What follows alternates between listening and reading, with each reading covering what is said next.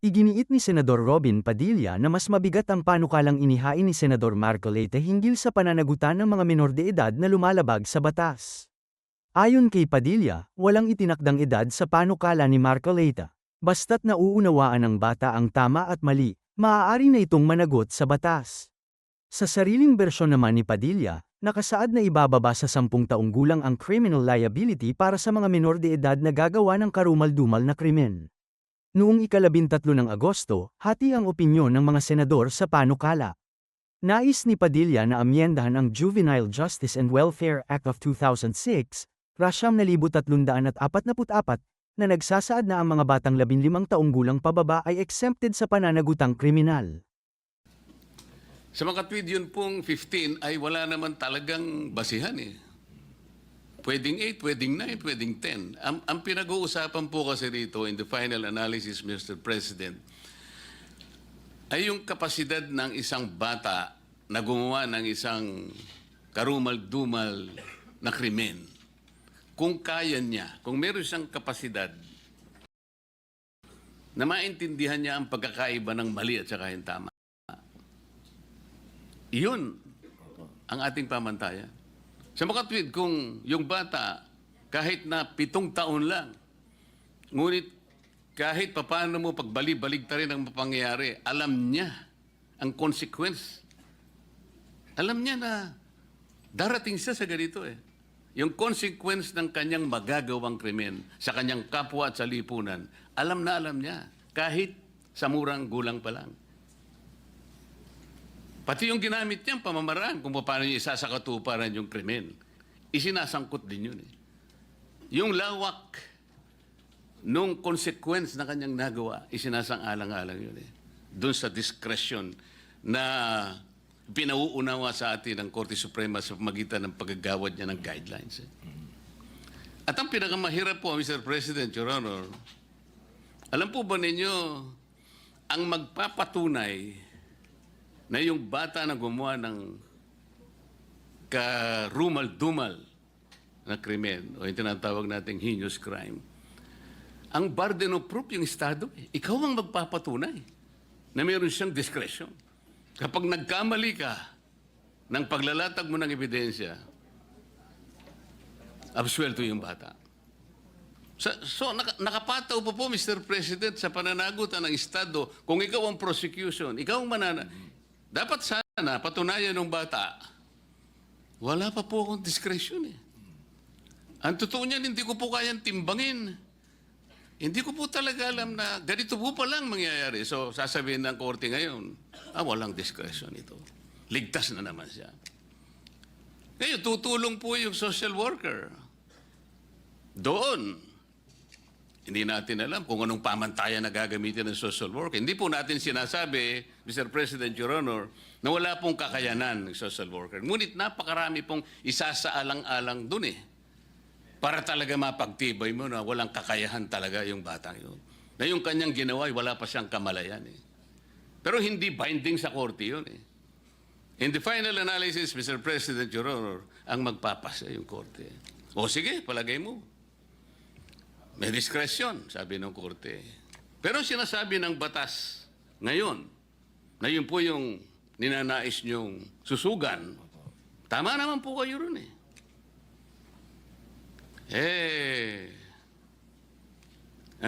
Ang sinasabi po niya kasi ron eh, kailangan makilala natin kung anong mga consequences. Napakahirap nun eh. At pagkatapos, sige, napagtibay na. Hindi po ako naniniwala yung batas sa ngayon ay sapat para dun sa consequence na nagawa ng bata. Napatunayan na may discretion eh. O sinabi ng batas, so sige, mandatorily you will be confined at the bahay Pag-asa. Pati nandun eh. Pero yung pong bahay Pag-asa, rehabilitative po yan eh. Hindi po yung punitive na kagaya po ng mga preso na binabanggit nyo kanina na kung saan naawa kayo sa mga batang gumawa no kaya pinaghiwalay po ninyo sila eh. Nandun po ba yung pasilidad na talagang yung bata na nakagawa ng kasalanan na yan? Kompleto po ba yung pasilidad? Nandun po ba yung mga psychologists? Nandun po ba yung mga guidance counselor? Nandun po ba yung mga disciplinarian? O yung mga iba't iba pang sektor ng lipunan na merong interes para ma-rehabilitate yung bata na yun? Talaga bang nandun lahat yun? Sapagkat kung wala, yung bata, hindi rin may tutuwid yun. Kagaya nga po na sinasabi kanina, Senator Tulfo, pabalik-balik yun eh. Recidivist na yun eh. Pero, baka 7 years old. Kamukha po ng example nyo kanina, 8 taon lang nakagawa na eh. 10 taon lang nakagawa. Ano pong ibig nating sabihin dito? Yung modern approach po kasi, Mr. President, Your Honor, hindi na po binibigyan ng taon eh. Ang importante, kailangan po makita natin na yung bata, irrespective of the age, meron na siyang discernment. Yun po yung batayan.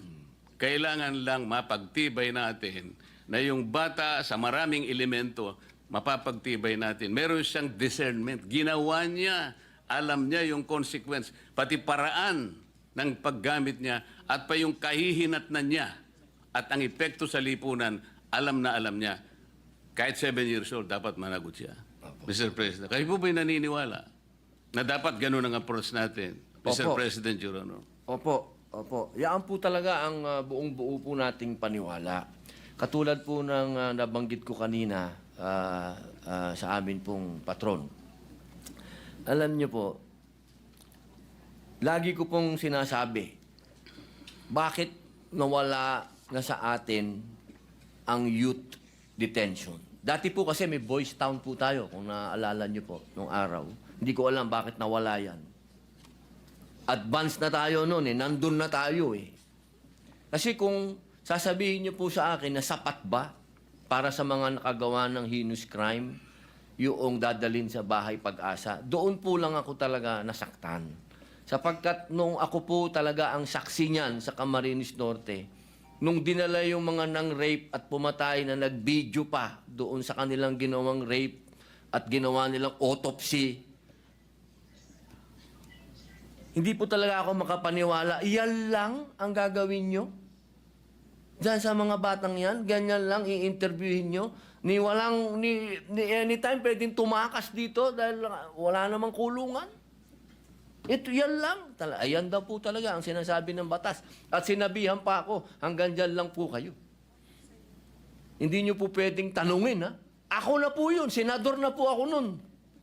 Hindi ko pwedeng tanungin. Hindi ko pwedeng kausapin. Hindi ko pwedeng, wala ho talaga. Hindi daw pwede. Kasi underage sila. So yun lang po ang aking hinanakit. Ang hinanakit ko po, totoo lang, mahal na patron, ay bakit naman dumating tayo sa puntong ito na kapag ang nakagawa ng karumal-dumal na krimen, tatratuhin pa ba natin itong bata? Ibig sabihin, hindi man tayo makaisip po ba ng paraan na tayo gumawa man lang ng youth detention center na maramdaman man lang nung bata na siya po ay nangulungan, hindi na kasama kaming matatanda. Kasi ako po mismo, naniwala noon na hindi dapat kasama ang matanda. Yun nga lang, nung iniwan namin, nagpaluan, may patay. Ang sinasabi ko lang po, hindi pa rin mainam na itong mga batang to kasama pa rin ng mga matatandang bilanggo. Sana ang pag-usapan na natin ngayon, meron na tayong youth detention center na nandun po nakapaloob na yung sinasabi po nung na yung umiiral na batas na naando doon yung loob, yung rehabilitation. Dahil kung tatanungin din niyo po ako, nung ako po'y nangulungan, ako din po ang nagdala ng unang-unang therapeutic center sa loob ng Bilibid. Ibang usapin naman po yan dahil sa drugs naman po yan. Nabigyan pa po tayo ng award ng DDB dyan dahil tayo pong naggawa ng rehabilitation dyan sa loob at inabot po yan ni General Binarao. Ang ibig ko lang pong sabihin, naniniwala tayo sa rehabilitation. Pero bago tayo makarating sa rehabilitation, magbayad ka muna ng kasalanan mo. Hindi naman po pwedeng hindi ka magbayad ng kasalanan. Yun lamang po. Alam ko po, Mr. President, ang gusto po ninyong bigyan ng diin ay makilala sana ng bata sapagkat nakagawa nga siya noon at meron nga siyang discernment mong gawin niya yon, ay sa sarili niya mapanagutan niya yon. Opo. Baka sakaling kahit na murang sa murang edad niya, Mr. President, Your Honor, ay makapagsimula siyang maalala niya na ganun pala. Ganito pala ang magiging epekto para sa akin kung uulitin ko pa ang bagay na ito. Kasi ang nangyayari po sa ilalim ng batas, Mr. President, kaya mandatory po, dadalhin siya sa bahay Pag-asa. At pagkatapos ng isang taon po, mandatory rin gagawa po ng ulat yung social worker at doon ay pagtitibayin niya na maaaring okay na po ito, ayos na po ito, pwede na siyang ma-reintegrate sa ating lipunan. Doon lang po ba tayo nakabate doon sa report niya? Gaano po katotoo yung report niya? Kaya po tinatanong ko kanina, Mr. President, kompleto po ba yung process? Nung siya'y makarating doon sa unang araw hanggang sa ika-100 o ika-1 year niya doon ay talagang lutong-luto siya na lahat ng kanyang pinagdaanan ay contributory sa pagiging isang mabuting tao na niya. Makapagsimula siya, makabalik sa mainstream ng ating lipunan. Hindi pa po yun ang inyong tinutukoy, Opo Mr. Yun President. po Your ang, Honor. opo yun po yung alam niyo po kasi dapat bata pa lang alam na niya yung accountability. Kung ano yung ginawa niya, dapat alam niya na. Hindi dapat alam niyo, ito lang po sinasabi ko, hindi po sa ibang kaso. Sa ibang kaso naman po, doon po sa batas kasi pagka 6 years below, parang probation din naman po yun. Wala naman po akong kontra doon. Doon lang sa heinous crimes. Ulitin ko po. Doon lang talaga. Yung karumal-dumal. Opo. Isipin nyo, kwentuhan lang ang puhunan mo pala. Pag ako'y pumatay ng tao, ng rape, na bata, ang mangyayari sa'yo, ang puhunan mo lang pagdating mo sa bahay Pag-asa, kwentuhan lang. Wala kang gagawin, kundi makikipagkwentuhan ka lang doon sa lahat ng mga ibibigay sa'yo ng gobyerno, sa mga programa doon, pero hindi ka nagbabayad ng kasalanan mo. Importante po sa lahat, yung magbayad ka ng kasalanan mo. Sa murang edad, maintindihan mo na kailangan mong magbayad ng kasalanan pag may utang ka. Yun lang naman ang kailangan na hindi mo pwedeng lagpasan yun.